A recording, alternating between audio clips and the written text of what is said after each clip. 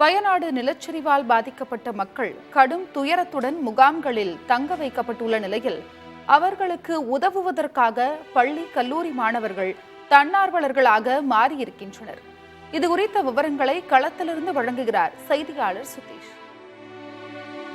நிலச்சரிவு பாதிக்கப்பட்ட பகுதிகளில் இருந்து மீட்டு கொண்டு வரப்பட்ட மக்களும் முகாம்களில் தங்க வைக்கப்பட்டிருக்கிறார்கள். ஆயிரக்கணக்கான மக்கள் அங்கு பாதிக்கப்பட்ட தங்க வைக்கப்பட்டிருக்கிறார்கள்.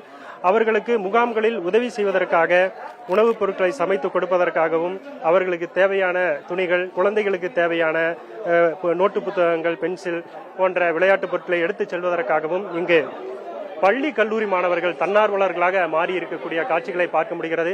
மிகவும் சுறுசுறுப்பாக ஓடி சென்று அவர்களுக்கு உதவக்கூடிய அந்த பள்ளி மாணவர்கள் நூற்றுக்கணக்கானோர் இங்கு இருக்கிறார்கள். பள்ளி சீருடையிலேயே அந்த நூற்றுக்கணக்கான மாணவர்கள், பள்ளி கல்லூரி மாணவர்கள் இங்கு வந்து உதவி செய்யக்கூடிய காட்சிகளை பார்க்க முடிகிறது. நிலச்சரிவால் அனைத்தையும் இழந்து, வீடு உடைமை என அனைத்தையும் இழந்து மனம் உடைந்து காணப்படும் அந்த மக்கள் அறையை விட்டு வெளியே வர முடியாத ஒரு சூழலில் அங்கேயே இருக்கிறார்கள். அவர்களுக்கு என்ன தேவை என்பதை அறிந்து அந்த பள்ளி கல்லூரி மாணவர்கள் வயதானவர்களுக்கும் குழந்தைகளுக்கும் தேடி சென்று அந்த உதவிகளை செய்யக்கூடிய காட்சிகள் பாராட்டத்தக்கதாக இருக்கிறது.